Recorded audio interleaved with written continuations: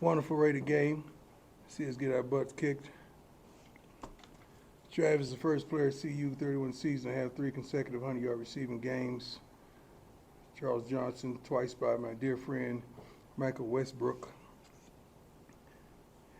Cam, after missing most of the season over, had 11 solo tackles. He was a dog out there. 3 tackles for a loss, getting the quarterback hurry.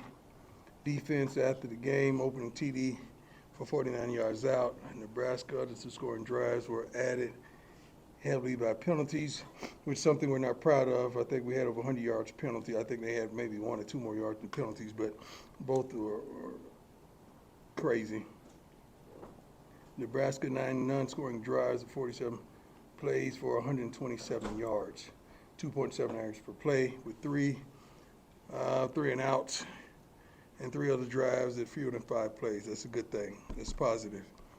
Shiloh, injury update, had surgery on Sunday, I believe, came through it all right. He woke up medicated, highly said he was going to play this week, but that's just Shiloh. Said some other things on the medication that I choose not to share. I don't want to go there. Everything else was cool. Let me start out with the main thing. Whoever reported that I told the band not to play the fight song, that's idiotic. Y'all know that. Like, when you saw that, you know that was a lie. We got to start having some kind of accountability to this. I understand that this is a free and an open world, that everybody is not a journalist, everybody's not an analyst, everybody's really hadn't put in a lot of work to do what you all do. I'm thankful for many of y'all that take your job and your craft serious, and consequently, you get facts before you run with false narratives. But please know that that stuff affects people. Me, you've been attacking me my whole life, so I'm good. But other people that's involved, band members, Buffs, Faithful, and alumni and all that, sometimes they don't know what to believe. And oftentimes in life, we believe the first thing we hear, in which we shouldn't. I just would challenge you to be more responsible with your reporting. And I never wanted to get personal. So when it gets personal, you got to really think about that. You got to understand, I have a huge platform. I could really get personal if I wanted to. But I choose not to do that because that's not right. Some things in life is just not right. And I don't want to go there, and I won't go there. But think about it. Just my family alone, the platform is enormous. If we really wanted to go there, we could go there. But we would never do that. We weren't raised like that. We weren't brought up like that. We were brought up to love that neighbor as much as we can. Now let's continue. Let's get to the good stuff. Nikki, go ahead. There she go. Yep, here I am. Nikki Edwards, CSU Sports Report. Just beginning of the week, what is the main message that you're trying to instill in your team to really get back in this game? I think second half defensively, they did that. Well, we got to start strong. Really accountability, understanding there's urgency. I challenge them, if your person that you love the most, that you care for the most, was dependent upon your performance at practice today, how would you go about it? That was the challenge today. So that's how we're going about it. We are holding everybody accountable, including myself, in sense of urgency. Hey, Coach. How you doing? Sports. Looking ahead to CSU, when they played one of the best teams in the nation and a lot lesser opponent in Northern Colorado, obviously 2 different outcomes. How does that impact your game plan and your scouting? Say that first part again, I'm sorry. When you play a team like Texas, when CSU plays a team like Texas, that's one of the best in the nation. Yeah. You play a much lesser team like Northern Colorado. Yeah. Obviously 2 different results. How does that impact your scouting game plan? It's a good question. 2 ends of the spectrum. Well, they're consistent with the plays they run. They're consistent with the personnel changes that they have. They're consistent with some of the things they do. So you scout the consistency in what they run. I know that a wonderful gentleman that coaches them said we look a lot like the same team as last season. I'm not going to say that about them. I'm going to say they're doing some wonderful things. And we just got to be stout to stop them in all phases. Hey, Coach, have you gotten a rough timeline yet on Shiloh in terms of how much you Knowing Shiloh, Shallow has God in his corner. I'm telling you, I had never seen nothing like it. The healing ability. I think Shallow was out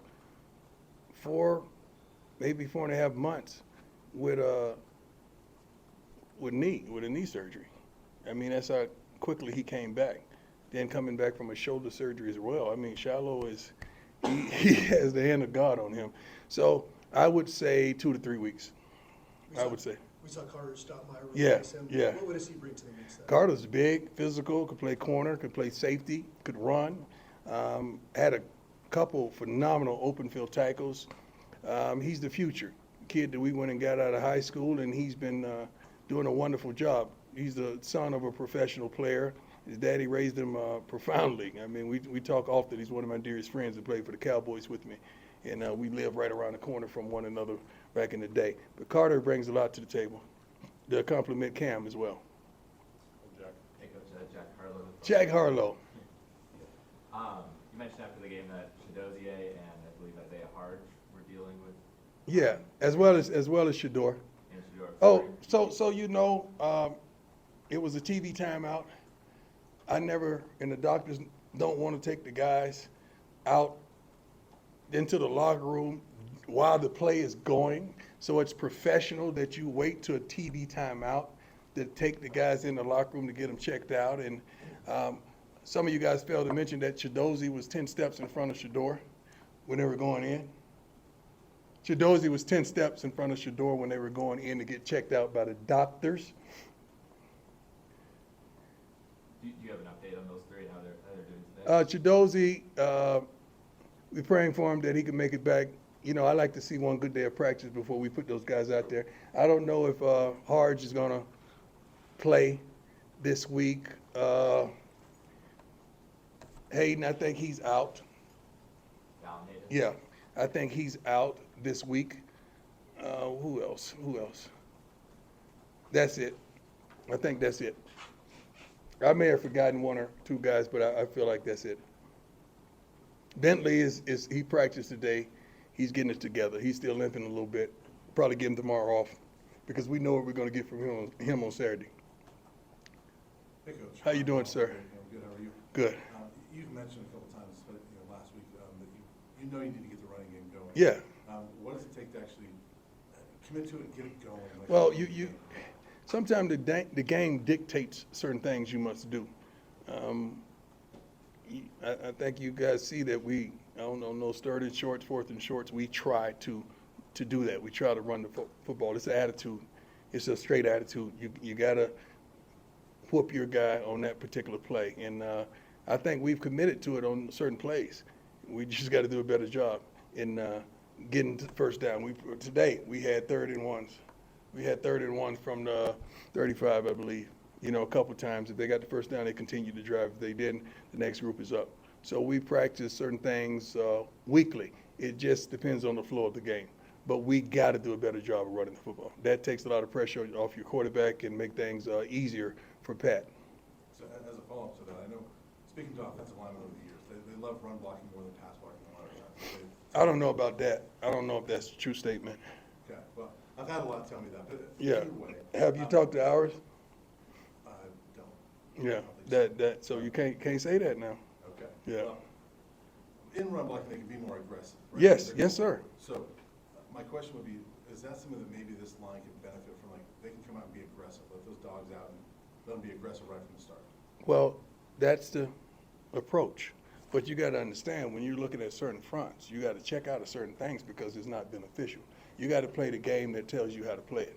So oftentimes, just look at the fronts and see why we do certain things, and it'll tell you if it's a heavy box, you're not going to be successful in running the football in that aspect. So sometimes the thought, what you're thinking, I'm sorry, my Florida come at me every now and then. What you're thinking may not be correct until you really watch the game closely and understand the box and understand the opposing team's tendencies. Hey, Coach, Ron Scholes from Ralphie Report. So kind of building off the run blocking question, protections were an issue on Saturday, as Yes, you sir. mentioned. Have you spoken to the offensive line since then to course. instill confidence, and what have you said to them? Of course, I feel like we got the right guys. You may see us shake something up a little bit. Phil Lodeholt is a wonderful offensive line coach. Pat does a tremendous job in calling plays, as he did the first game.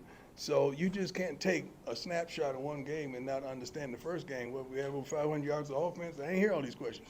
But I understand it comes with the territory, so you got to ask them. But game to game, it's going to be something else. Like we go out there and run for a couple hundred yards, you're going to say, well, why didn't you throw on 3rd and 2? Why didn't you throw on 3rd and 2? You had a heavy box. You got to let Shador take those one-on-ones. So it's going to always be questioned, but we deserve it. When you lose, you're going to be ridiculed. You're going to be prosecuted and persecuted, and I'm good. I've been on the cross for a long time, and I'm still hanging. Coach Brandon Christoph from KOA and Thrill Sports. How do you impress upon your team that different rivalries mean different things? Because Nebraska rivalry is a huge tradition. CU and CSU, these are your neighbors that you deal Right. with every day. So They how do know. you relay that? They know. I mean, all these kids have social media handles, and I'm pretty sure they know. They spend a quantity of time on social, so they know what time it is when they came here. It was explained from the former players, the players that we retained from last season, about how important these rivalry games are. But honestly, to tell you the truth, these games are truly important, but every game is a huge game for us. Every week is a huge game for us. John Treese, 9 News.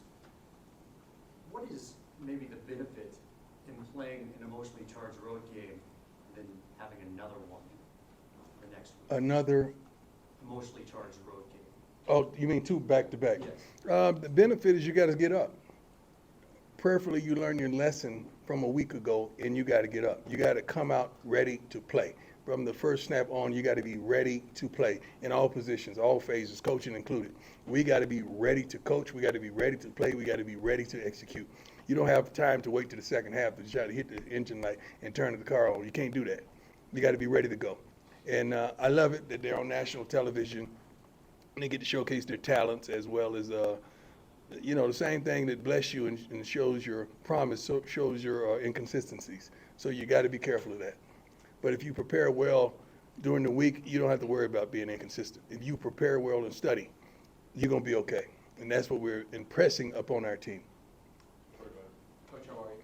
Troy Finnegan, CU Sports Report. Following up on that first, does it make it easier to get up for this week after last year when they came in here and gave you guys a scare? No. Every game is, you got to get up for last week was phenomenal. You got your butt kicked. So you got to get up. I mean, you know that. But it shouldn't matter. Like, whenever you see somebody on that schedule, you're supposed to get up. I'm sorry. We should have to rah-rah and psych them up and just fire them up to go out there and do what they're gifted to do. We just got to make sure they're prepared and they're studied and they're ready. And then on the offense, back quickly, we talked to Pat a couple weeks ago about his opening scripts. How much input do you have in that, and does that change after a week where you guys started really slowly on that side of the ball? You started slowly because a couple things transpired. I mean, the first ball got tipped, the second ball got dropped, and now you're in 3rd and long. So things like that play a tremendous role in what we do. And I think we came back the next series did not somewhat of the same, but close. I think we had another incompletion that we got to do a better job with that. Now we're backed up in our goal line, and we make a crazy, not crazy. I wanted to say something else, but I can't say that. It wasn't profanity, by the way. But Shador has to be smarter from our end zone. Jason. Hey, Coach. Jason Jones, Sports Illustrated. Last week, there was an alleged racist incident. Lord. And I just want to know if you'd like to comment. Alleged, what was that? Racist incident after the game in Lincoln. I don't know anything about it. I heard about it, but you got to understand, whoever reported it, was it one of our guys or whatever? I don't know what said. There was a slur shouted at coaches and staffers when you guys were packing up. Well, Or so it was reported. well, if they said it happened, when you guys said it happened, don't it mean it happened?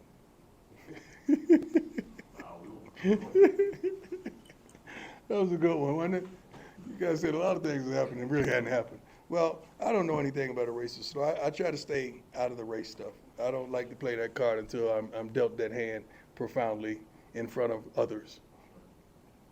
Matt, go ahead. As a coach, how do you balance trusting the process? You hear that like the Sixers and everything, right? Trust the process, even if it's not working in the beginning, you stick Yeah. with it, versus knowing when to make changes. Like, is that just a feel thing, case by case? We're 1-1, and you want a bunch of changes. Not you, but I'm saying you got to understand it. I just meant as a coach, just to Yeah. get philosophy. Oh, you know.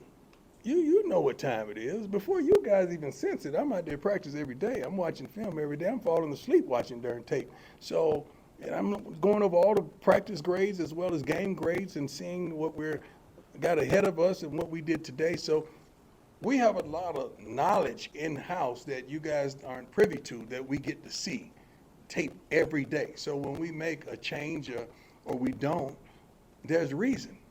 And sometimes you got to trust that we're in the inside. This is like me coming in and tell you to turn the air down in your house. Well, shoot, she likes it cold. Or she likes it hot. I can't tell you what to do in your house because I'm not in there. I guess I really wasn't referring to your specific situation. I think I'm just talking about as a coach, when you know, well, hey, it's not working, but I can start to see some things that are indicative of us learning versus, hey, that just doesn't really. I don't know what not working means. Okay, we can just move on. 14 games into your tenure here, what would you say your identity is that you're? I'm not looking for my identity, man. I'm looking to win. I'm not trying to find myself. I'm not lost. I'm not looking for my identity. We're trying to win. We're trying to get guys to the next level. We're trying to graduate young men. We're trying to turn them into men, not boys. There's a lot going on here besides just on the field. On the field is profound. That's the echo of everything. So, number one, we're trying to win. I'm not looking for identity. The last one I have for you today. Yes, is sir. Over the offseason, Coach Norvell's family has made some derogatory comments towards your family. Yeah. His wife and his son. Yeah. Just curious how you feel about this rivalry and how you feel about your counterpart at Colorado State. Well, I had the honor and the pleasure at the Big 12 meetings to meet his wife. She's delightful. Did she apologize? Excuse me? Did she apologize? I'm not looking for an apology. I just met her. She was delightful.